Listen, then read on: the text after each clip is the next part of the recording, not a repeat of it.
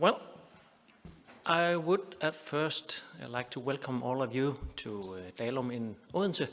Also from here we send online to other places in Denmark, so welcome to you out there as well. At first we will have a listen to Thomas Bruun from Seges. He will tell us about feeding of the sow and the gilts and the importance of the feeding here and the consequences of different strategies. And welcome to you, Thomas, as well. And Thomas is right now, I heard, hidden by the corona, so that's why he's online out there. But you're looking well, Thomas. So hopefully you will be able to hear Thomas out there. And after that, my colleague Stine will tell us about the making of sows and different strategies on this. So please, Thomas, welcome to you and enjoy. Oh.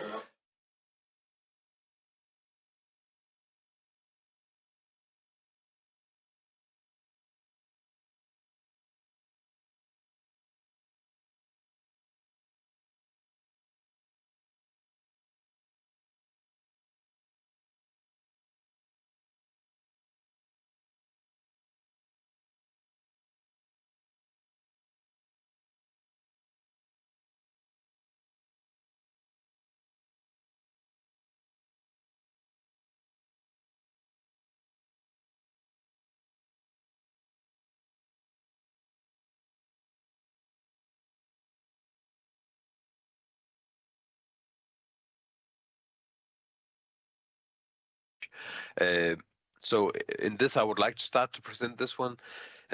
And this is from 10 different trials conducted in 5 different herds over quite some years, 2015 to 21. This is the weight development from first parity to fifth parity. And the way the weight has been, the sow were weighed just after farrowing. So this is actually the raw weight of the sows, the empty weight, we could say, of the sows. So on average, gilts were weighing 212 kilo just after farrowing. And then in second parity, it increased by around 30 kilos, 25, 15, 10. If we had the next parity, it would probably be 5 kilos because they're not gaining much from fifth to seventh parity. But looking at these differences, we have herds where the gilts are weighing around 195 kilos. At farrowing, we have herds where they're weighing 230 kilos. Still, it's empty weight. This difference is the same throughout age, so the difference is around 30 kilo on average. And if we imagine the difference of 30 kilos, that's 7.5 kilo for each leg to carry extra. And the one starting low is low at the end, and the one starting high is high at the end. So we can say that if you breed the gilts too heavy, you get too heavy sows. And if you breed the gilts at the right age, the first insemination at the right age, you'll have a weight development on the lower part. If we look at productivity, the best performing herds are the ones in the bottom part. So we cannot say heavy sows gives a lot of milk and weans heavy piglets. That's not the case. So this was just to show you the weight development. And actually the important part is how can we control it? We have to start at first parity. Looking at first parity, we have to go back to the weight at first insemination because that's actually where it starts. So if we start too heavy, we end too heavy. And to understand a lot of the things I would present, you have to understand the energy requirement for maintenance. And the maintenance, that's actually the part of feed you give to the sow just to stay alive. So that's the part of feed that you don't get anything out of. You don't get any milk of maintenance feed. You don't get any gain. You don't get any fetuses of maintenance gain. That's just to stay alive. It's the same when your car is parked and the engine is running. It's using a certain amount of gasoline or diesel, and you cannot change that. This one, the graph is just showing the difference that weighing 140 kilos 1.35 feed unit goes for maintenance, whereas weighing 300 kilos, a way heavier sow will need 2.34 kilos. So that's about 1 feed unit extra just for maintenance. So that we have to have that in mind to understand how our sows of different size reacting differently on the same amount of feed. Looking at back fat gain, you also had that as a topic last year on one of your meetings. We have no 100% clear indication of the cost of re-establishment of 1 millimeter of back fat, and nobody knows that for sure. But based from Aarhus University, we can say that we need probably 20 to 25 feed units above maintenance per millimeter of back fat. So if I assume the difference between these, I just take the middle, 22.5 feed unit per sow per millimeter. Giving a sow 3.5 feed unit for the first 28 days after insemination, that's very typical to get some restorage of back fat. If the sow is weighing 200 kilos, she will gain around 2.2 millimeter of back fat. If she weighs 260 kilos, she would gain 1.7 millimeter. So this difference, sorry, that's not in English, but this difference is 0.5 millimeter. Then in the middle of the gestation, we'll give her 2.3 feed units from day 28 to 84. Then actually, the sow weighing 200 kilos, she would gain 1.4 millimeter because she have a lower maintenance requirement. The sow weighing 260 kilos would only gain 0.5. So this difference is 0.9 millimeter. Of course, the sow with an intermediate weight will be with intermediate results. If we look at the sum of these above, the difference on day 84 would be the young sow, or the light sow, we should say, gaining 3.6 millimeter, and the heavy or the older sow gaining only 2.2. That's a difference of 1.4 millimeters. So that's giving the exact same amount of feed. You get two different reactions based on the weight. We have some recommended feeding curves for gestating sows. You've probably seen those a lot of times.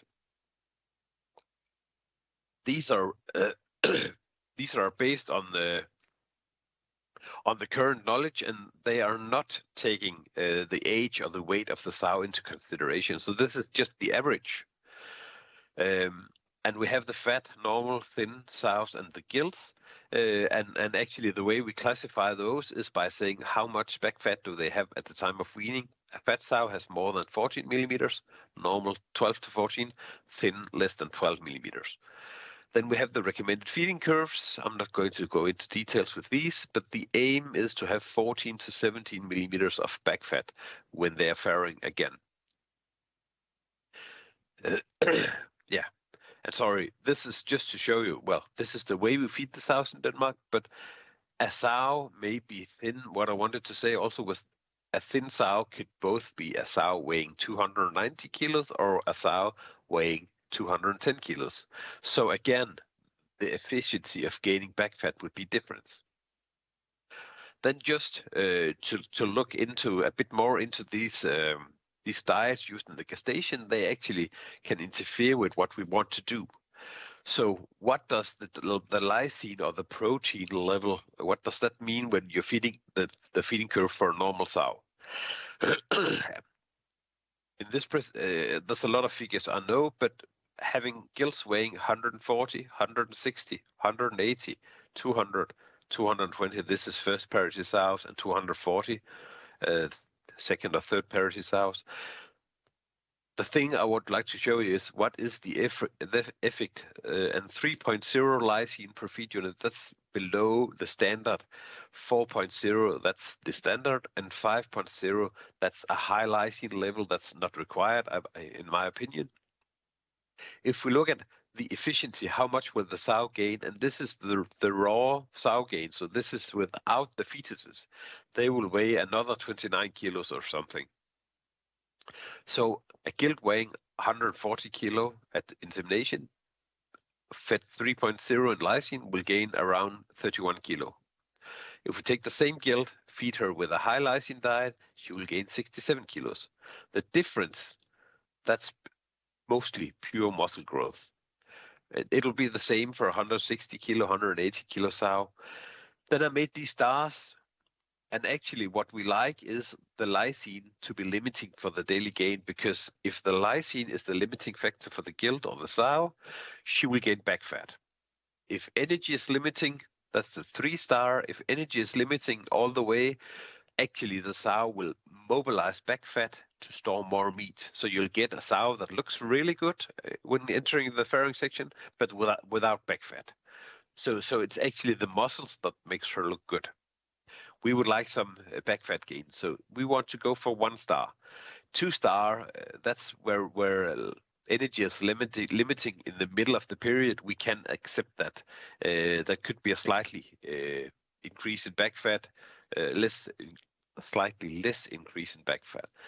So, but this tells us that every time we look at a 5.0 lysine diet, 2 stars, 5.0, 3 stars, 3 stars, 3 stars, 3 stars, indicating that actually 5.0 in lysine for a gestating sow is not good. Get too much muscle growth. Then to look at the feeding level in the middle of gestation from day 30 to 84. Again, I'll take one weight of gilt at insemination, and then I'll take different lysine levels and different feeding levels. And what you need to understand is, of course, feeding more makes more back fat, but it also makes more gain. And when we look at these numbers, feeding only 2 feed units with 3 grams of lysine, sow gain will be the least, only 28 kilos. Feeding the same feed amount with high lysine, the gain will be much higher.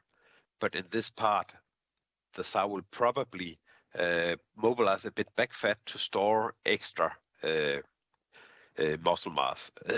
So again, we can just say that giving extra feed at the same level makes a bit higher growth rate. We can say this is going up by 4 kilos, this is going up by 6 kilos, and this is going up by 12 kilos. So the higher lysine level, the higher gain, and the higher effect on gain of increasing the feed allowance.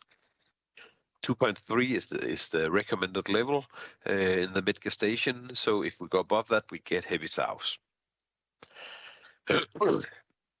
But we can say that a lysine level of 5.0 grams SID lysine per feed unit, and already at 140 kilos at insemination, this low feeding level increases the risk that sows will mobilize back fat to grow muscle. So that's not good. 4.0 lysine is much more recommendable. So take-home messages about this part, about body condition and the sow weight gain. That's actually that gilts weight at the first insemination and the gain throughout the first gestation. That's the tipping point for your sows. So if they are too heavy at first insemination and you give them too high gain in the first gestation, then you get heavy sows all over the herd within time. And you can say as the maintenance is dependent on body weight and therefore also by age of the sows, we should put that more into focus. So putting the sows in the gestation according to both body condition and the weight or age, that would actually be better than just body condition. But again, then you need more pens, because then you need 3 pens for fat, normal, and thin sows, young sows, and then 3 pens for old sows, heavy sows, again for thin, normal, and fat sows. High protein and lysine diet, that's not optimal for the gestating sows with our genetics. Of course, you can say when you get heavy sows, you get more money from the slaughterhouse, but anyway, you also get more leg problems within the herd. You get less space in the farrowing pen because the sow herself is occupying more space within the farrowing pen. So no need to grow heavy sows. The next topic is about frequent and slow feeding in the farrowing section. And this is a part that we've done through trials. And these were done because we have some new equipment. Probably some of you know it and have experiences. It could be the Mamados from Bopil, or the Smart Feeder from Skjold, or the individual farrowing pen feeding from Akershus. It's the same principle in all. So there's different colors and different ways of designing, but we have inside this, we have a snail that's made for dosing with a small there's a small 24-volt engine just rotating the snail, so you can actually tell the computer when this moves 1 second how much feed is provided. So this makes it possible to use feeding curves and use feed reduction if the sow gets sick, and everything can be done automatically like in liquid feed. The only thing is you don't have the problems with water and hygiene in the liquid feed system because it's dry. So we did some trials looking into these systems, and the first trial was testing the Skjold smart feeder. So we actually set up one group to have the quick feedings. So this snail was it was settled to dose all the feed in 3 equal portions around the clock: 7 o'clock, 14 o'clock, and 20 in the evening. An example using 9 feed unit would be providing 2.8 kilos at once, twice, and 3 times. Then we did the slow feeding by telling the computer to divide these 2.8 kilos into 28 portions of 100 grams, and then have a break of 60 seconds within each 100 grams. So then this feeding, instead of taking just a few seconds, it'll take 28 minutes. So the sow had to stand and wait for the feed, and the idea was if she gets more exercise, she will consume more water. And then we did another group where we divided these portions into half, added extra feeding, so we went from 3 slow to 6 slow feedings, and just added those at the end and in the middle of the day. And the results was the number of wean per weaning. We didn't see any difference between the groups. We were a bit higher than 13 wean per weaning in all the 3 groups. And the daily litter gain in kilos per day was around 2.85 kilos, a bit higher in one group. There's no difference. These p-values are very high, so that tells us there's no difference. So quick feedings versus slow feedings and versus 6 slow feedings, no difference at all. This litter gain is a bit lower than usual because normally we're around 3 kilos or even a bit higher than 3 kilos per day in many of our herds. Looking at the sow weight loss, it's very typical or very common that a sow loses 10 to 15 kilos of body weight during lactation. In this one, they lose around 13 to 14 kilos. No difference between the groups. And the back fat loss, also no difference at all between the groups, only around 3 millimeters of back fat loss. Then an interesting thing is to look at the number of wean piglets per litter. This is without nurse sows, so that's also what you call wean per weaning. The daily litter gain increases in all 3 groups, so the more piglets that stay alive at the sow, the higher litter gain. So actually in the best, they were standardized with 15 piglets. Those weaning 15 piglets had a litter gain of a bit more than 3 kilos per day, and then it's declining slowly and then starting to decline more rapidly. So these sows are really the bad sows, but they are in every herd every time, so we have to fight those as much as we can. The proportion of of the sows weaning less than 10 piglets was only about 5%, the same in all 3 groups. And actually what we found was that a bit more than 20% of the sows were weaning 15 piglets when standardized with 15. And another more than 30% weaning 40. So 50% of the sows were capable of taking care of 14 to 15 piglets. And that's really something that makes a difference. This is high.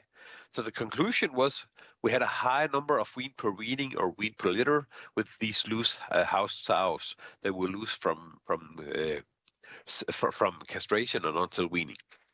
We found no measurable effects or differences using these feeding strategies, whether it was slow versus quick or slow, 3 slow versus 6 slow.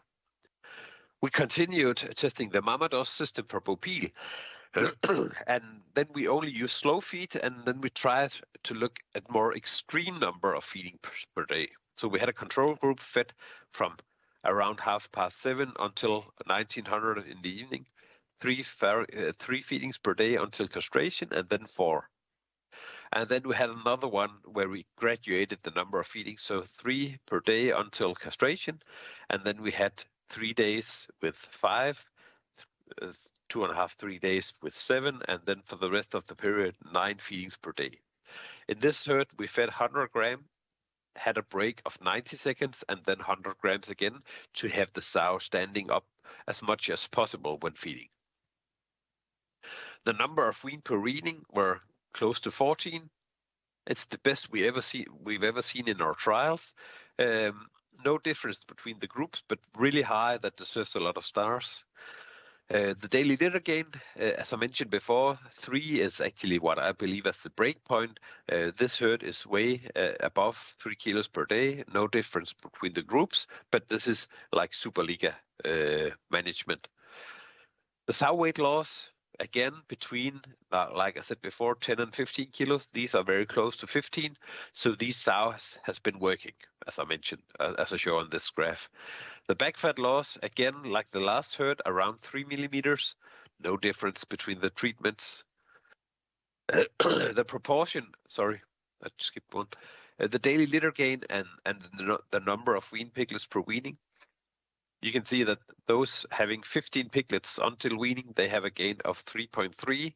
That's 200 grams higher per day compared to the other herd. And it's declining very slowly. Only when you go below 13, it's starting to decline a bit more quickly. But almost no sows were weaning 12 or less. And you can see that on this one, that we had only around 10% of the sows take 12 piglets or less. And this herd really shows that 30% is weaning 15 and another around 35% weaning 14. So that's more than 60% weaning 14 to 15 piglets. That's really high, the best we've seen, as I mentioned. So the conclusion, and I didn't show you the graphics on the mortality, but actually we had only 1.48% dead piglets from litter standardization at the first day of life until weaning. Then we had 6.52% that were removed because they were looking bad, but they were not dead. They were moved alive. This herd really shows a state of the art according to the number of wean per weaning. That's the best we've seen. And this is without milk or any supplementing things. This is just pure milk production from sows and then additional feeding the piglets from day 10 of life. We had no effect of these increased number of feedings per day compared with the similar one with 3 to 4 feedings per day. So how can you make a difference? Sorry. Yeah. How can we make a difference at the farm level? Well, we can use these 3 feedings, even if it's distributed around the clock, or we could consider 4 feedings per day.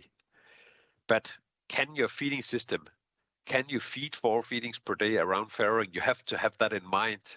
If you have a system of these automatic ones, they can do it easily. But if you have a normal feed dispenser, you should check that you could go as low as 4 feed units using 4 feedings per day. So the take-home messages for this part with the frequent and slow feeding in the farrowing section, that's actually that we had 2 trials showing no effect of 3 quick versus slow feedings, 3 versus 6 slow feedings, or 3 and 4 versus 3 to 9 slow feedings per day. But in both herds, we saw that there was a high number of wean per weaning. And we know from other herds that installing this equipment, they say that wean per weaning is increased by approximately 1 piglet. And if you want to hear more about it, unfortunately that's in Danish, but we have a podcast where we're talking about the value of these innovative dry feed systems. In that one, you can actually hear a farm owner that is doing extremely good results having these feed dispensers installed. So the last part would be in this topic is about feeding before farrowing. And probably some of you have seen these graphics from Aarhus University that's saying the time from last meal until the farrowing start in hours, and then the farrowing duration. And this has been shown in various occasions that if the sow is starting the farrowing within 3 hours after feeding, she will have a slow feeding, taking less than about 6 hours, and even maybe 5 hours. Then as time goes from the last feeding, the farrowing duration will increase linearly. And this is based on 7 experiments conducted at Aarhus University. And the reason why it is so, that is actually because the glucose is easily taken up within the intestines, and that's happening within 0 to 6 hours, but especially 0 to 2 hours after feeding. And then the fibers, they are absorbed as volatile fatty acids in the large intestine. That happens from 4 to 24 hours after farrowing. So we could say in this period, the sow is using the last feeding for farrowing. In these ones, they are using fibers from the last and the farrowing, last feeding and the feeding before that. So what can we do about these? We know that now that a higher feeding level, that helps the sow. This is from a recent trial done at Foulum, Aarhus University. We have a feeding level from 1.8 to 5 kilos per day. And the farrowing duration in hours, we see this stepwise decrease in farrowing duration. And then when we go very high in feed, it tends to go a bit up again, but it's not significantly. So only these low feeding levels are bad for the farrowing, and this one is good for the farrowing. And we know that a very low or a very high feeding level, that actually may have some effects like a constipation, forstoppelse in Danish. And if we look at constipation, actually some researchers from Finland has been doing research into that area, and they say that this is a constipation score. The lower score, the more constipation. So a high value is good for the sow, and then this line shows that the farrowing duration in minutes is declining. So the less constipation, the quicker the farrowings will be. So what we not want to do, we don't want to be in the constipation area where we have a high number of farrowings taking a lot of time. They also have been looking into the effect of fiber, a low fiber diet and a high fiber diet. What happens? And the interesting thing is that if we look at the sows with no constipation or only a mild constipation for 2 days, we can say that the high fiber diet, the dark gray, is much better. You have much more sows without constipation, whereas the severe ones or the extremely severe ones with really constipation, where actually the feed is remaining within the sow for too long, then the low fiber diet is overrepresented. To go back to the other trial done at Aarhus University, the farrowing assistance, that's the percentage of piglets born when you give birth assistance, is showing the same like this up and down. Then this one goes up and down as well. So a higher feeding level makes less piglets needs to be born by birth assistance. The stillborn, as a percentage of total born, you cannot do any significance calculation or statistical calculations on that because there's not enough sows. But again, it looks the same. It goes down and up. And then the feeding level and the effect on the colostrum production, we can say that only this group that's fed below maintenance, we have problems with low colostrum production, whereas the rest are above 6 kilos. This one is only slightly above 5 kilos. So we should never go as low as 1.8 feed unit before farrowing for the sows. We should actually choose the levels up around the higher end to have as little problems with the farrowings as possible. Then I'm going to jump a bit back in the history, looking at one of my colleagues' research in 2017. In that we had 6 herds, and they were put in the farrowing section and given 3.5 feed units per sow per day. And then 2 days before expected farrowing, we reduced that to 3 feed units per day. Then on top of that, we gave the sows either 1 feed unit of a weaner diet that's high in protein. We gave them 1 feed unit as a concept diet that was a mix with sugar beet pulp, it was with cake flour, and it was with fish meal to make it very tasty, to stimulate the sow appetite. And the last group just were just given 1 feed unit of sow as wheat. So in this one, we have 2 herds doing this trial, 2 herds doing this, and 2 herds doing this. And we saw that giving 1 extra feed unit of weaner diet increased stillborn from 1.3 to 1.5. It's not significant. Then we had the concept diet, we decreased stillborn from 1.8 to 1.6. No significance again. And then we had the interesting one, using 3 feed units and just diluting that with wheat, we had a reduction from 1.8 to 1.4 stillborn per liter. So we could be very happy and say this looked really interesting, but it was not significant because we didn't have enough sows in this trial. This made us do another trial. So in cooperation with Aarhus University and Vestjyllands Andel, a feedstuff company, we did a trial where we looked at these higher feeding levels and higher feedings levels with less protein, if that could give us less stillborn piglets. So we had one group with 3 feed units of lactation diet, 4 feed units of lactation diet, or 3 plus 1 feed unit. And this 1 feed unit was an additive we made rich in starch, around 75% wheat, some good fiber, some sugar beet pulp, and from oat hulls. Low protein, we added no amino acid, we added no protein to this diet, and good taste from some cake flour. So we wanted to try and do it even better than we did in the last trial. We used 2 herds that fed the sows 3 times per day, early morning, close to noon, and late evening. We only included 3rd to 7th parity sows because that's the sows you always have trouble with. That's the sows giving birth to most stillborn. And if we look at the proportion of stillborn out of the total born, we had 11.8% in the control group. That's not high. Many of you may be at 12 or 13 or even a bit higher, looking only at the old sows. Giving 1 feed unit extra, the 4 feed unit treatment, we had a numeric reduction of 1 percent point. So that's actually going from 2.6 per liter to 2.4 per liter. This is not statistically significant, but adding this 3 plus 1 diet, we had a reduction of from 2.6 to 2.2. So that's the same 0.2 as we found 5 years ago, but now it's significant because we did a larger study. So actually, this is a way of reducing the number of stillborn piglets.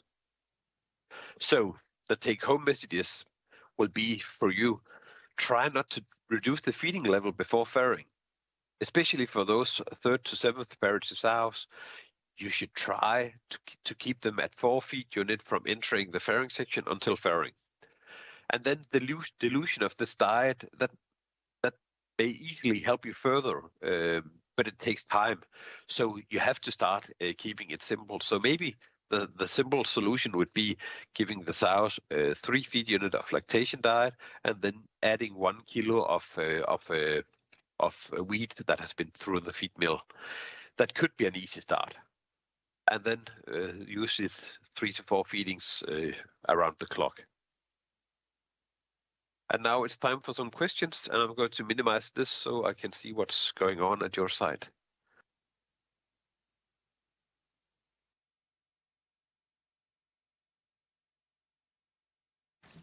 Oh, thank you, Thomas, for a very nice presentation.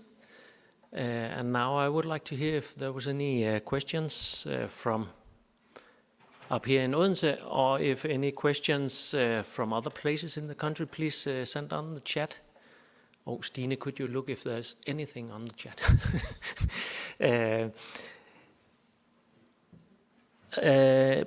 While we're waiting for any questions, I have a small question, Thomas. In fact, I have more of them. Thank you for a very nice presentation, and it's very interesting. But looking at this farm with the Mamados system and the slow feedings, you said they had a very high weaning per weaning number, and that's true. But how was the level before this study when they had the, how to say, the normal feeding system? Do you have those figures? You could say I know those figures, but we have not published those.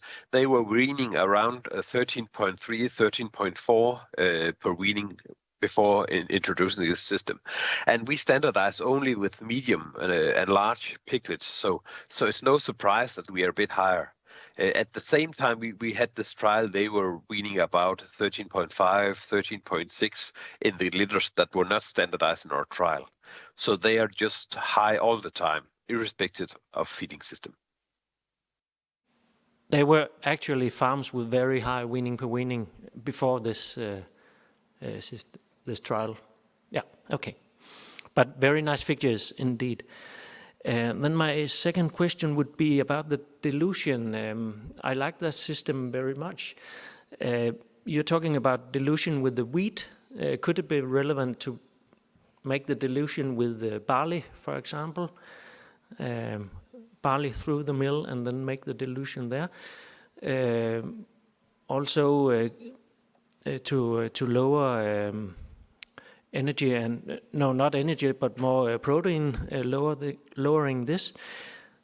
That's the one question. And you focus on the 3rd to 7 layers sows. Couldn't it be relevant also to do this dilution on the gilts? I guess, yeah, in my experience, the gilts have a lot of diarrhea problems at the piglets, and I believe when we do this dilution system on the gilts, we can lower the diarrhea problems there. How is your opinion about that? We actually looked at that in the trial in 2017, whether we could decrease the number of piglets with diarrhea with no success. But I know that that's from our trials, and I know practice sometimes is a bit different. And if you do it with, whether you do it with wheat or barley, it's actually no big deal. The advantage about wheat is that you have less protein per energy unit in wheat compared with barley.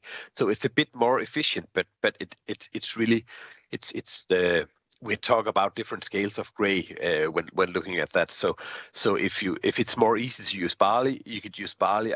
You would probably get close to the same effect as with wheat. But you should not go give them 1 kilo of sugar beet pulp, for example. That would be a bad thing to do, because then they get like too much fibers and they get lazy. The question about the young sows, I think what we did with 3rd to 7th parity was just to manage to get less variation. So that's to make the trial easier for us to do. I would guess that the 2nd parity sows will have almost, or well, maybe the same reaction as the 3rd to 7th parity. The 1st parity sows, I don't think they're capable of eating 4 feed units all the way to farrowing, from getting to the farrowing room.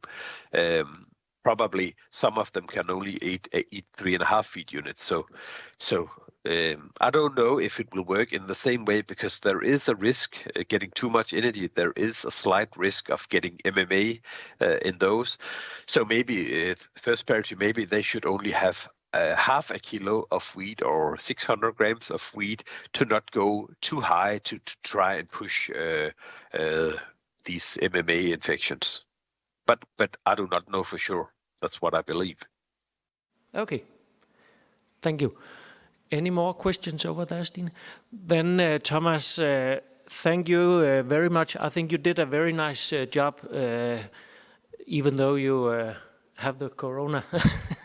So I think we did the questions now, and I think you should have a thank you and have the day off from now on. It's Thank you.